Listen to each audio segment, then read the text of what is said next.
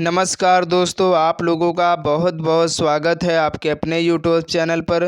दोस्तों, आज की इस वीडियो में हम लोग डेली की तरह जीके जीएस से संबंधित टॉप 20 क्वेश्चंस डिस्कस करेंगे आज की इस वीडियो में, जो आपके आने वाले किसी भी एग्ज़ाम के लिए काफ़ी ज़्यादा मोस्ट इंपॉर्टेंट होंगे।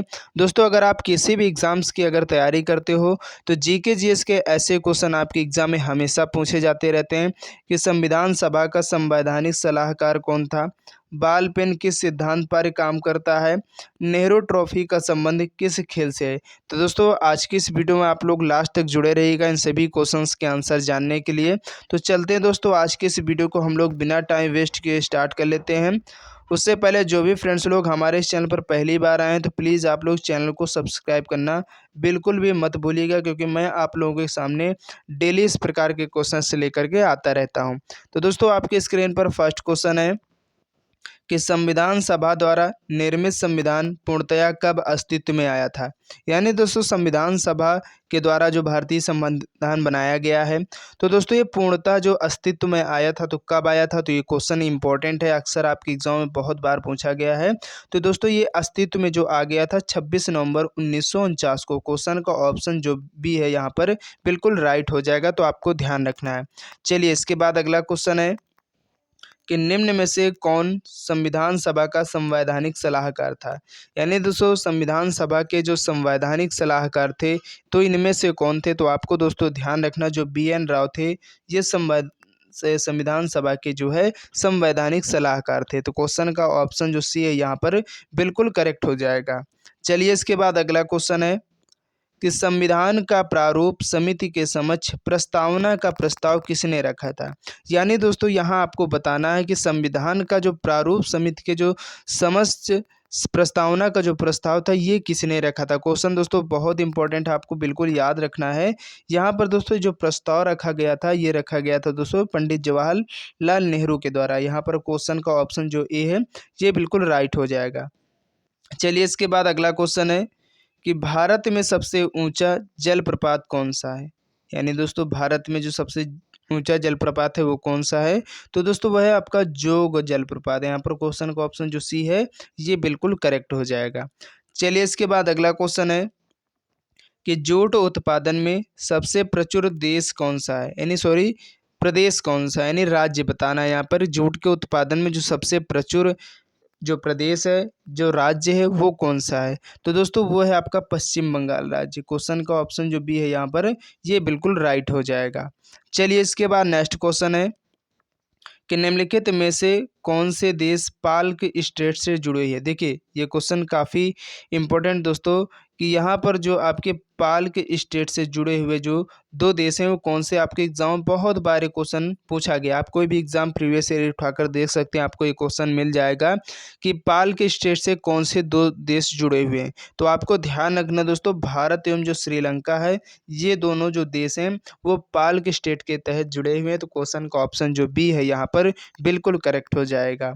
चलिए, इसके बाद अगला क्वेश्चन है कि भारत में किस राज्य को चावल का कटोरा कहा जाता है।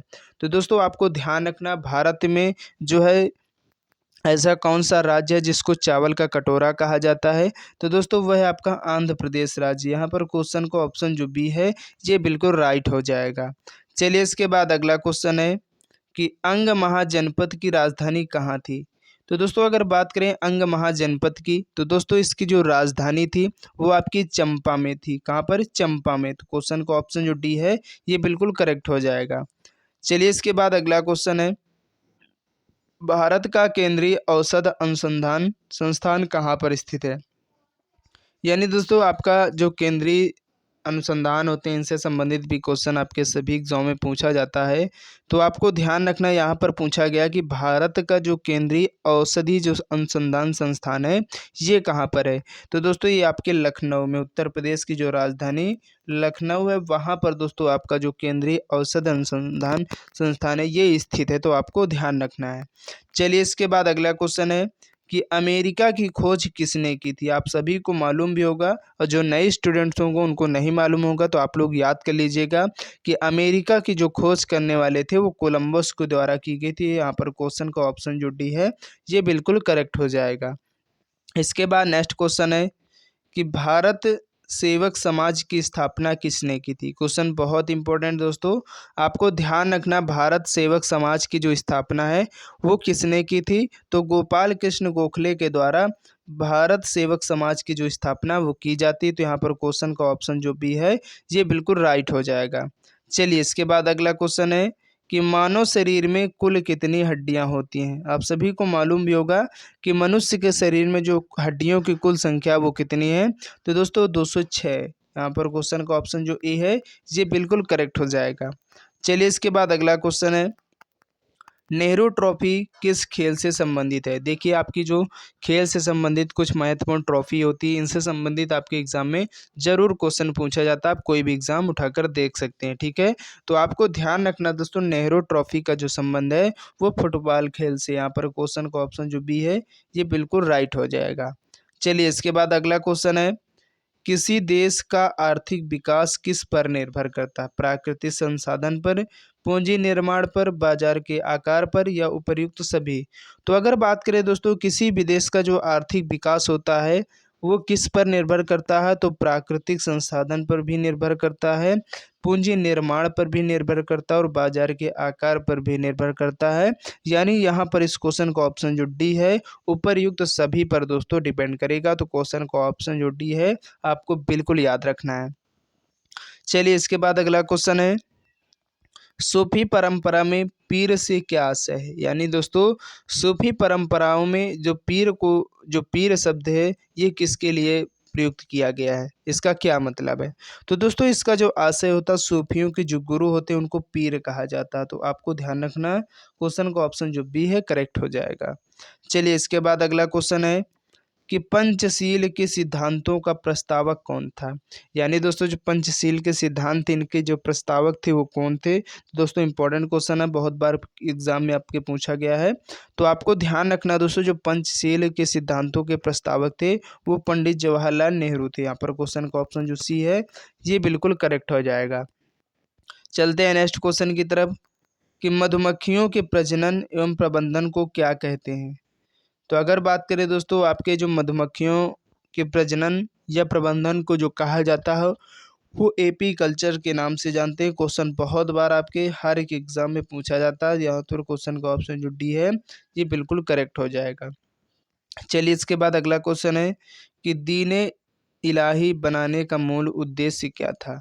यानी दोस्तों जो दीन इलाही बनाया गया था इसका जो मूल उद्देश्य था वो क्या था। तो दोस्तों इसका जो मेन कारण था वो दोस्तों था क्या, विश्व बंधुत्व। यानी विश्व में बंधुत्व यानी भाईचारे को पैदा करना, ठीक है, भाईचारे को बढ़ावा करना विश्व में, ठीक है, विश्व स्तर पर। तो इसको यही मतलब था, इसका जो उद्देश्य था दीन इलाही का, तो विश्व बंधुत्व का निर्माण करना। तो यहाँ पर क्वेश्चन का ऑप्शन जो ए है ये बिल्कुल करेक्ट हो जाएगा। चलिए इसके बाद अगला क्वेश्चन है, ड्रेन का सिद्धांत किसने प्रतिपादित किया था। क्वेश्चन इंपॉर्टेंट दोस्तों, आपका साइंस से रिलेटेड क्वेश्चन है और आपके बहुत बार परीक्षाओं में पूछा जा चुका है कि ड्रेन का जो सिद्धांत है किसके द्वारा प्रतिपादित किया गया था। तो आपको ध्यान रखना दोस्तों, दादा भाई नौरोजी के द्वारा जो ड्रेन का सिद्धांत है ये प्रतिस्थापित किया गया था। तो यहाँ पर क्वेश्चन का ऑप्शन जो बी है ये बिल्कुल करेक्ट हो जाएगा। चलिए इसके बाद अगला क्वेश्चन है कि बाल पेन किस सिद्धांत पर काम करता है। दोस्तों बहुत इंपॉर्टेंट प्रश्न है, साइंस से रिलेटेड क्वेश्चन है और आपके अक्सर एग्जाम में पूछा जाता है कि बाल पेन जो है ये किस सिद्धांत पर कार्य करता है। तो आपको याद रखना दोस्तों, ये पृष्ठीय तनाव पर कार्य करता है। तो यहाँ पर क्वेश्चन का ऑप्शन जो डी है ये बिल्कुल राइट हो जाएगा। उम्मीद करते हैं दोस्तों आज की वीडियो आप लोग काफ़ी ज़्यादा पसंद आई होगी। तो आप लोग ज़रूर वीडियो को लाइक कर देना और ज़्यादा से ज़्यादा अपने दोस्तों तक इन सभी वीडियो को लगातार शेयर करते रहिए, क्योंकि ये सभी क्वेश्चन आपके किसी न किसी एग्ज़ाम में बहुत बार पूछे गए हैं।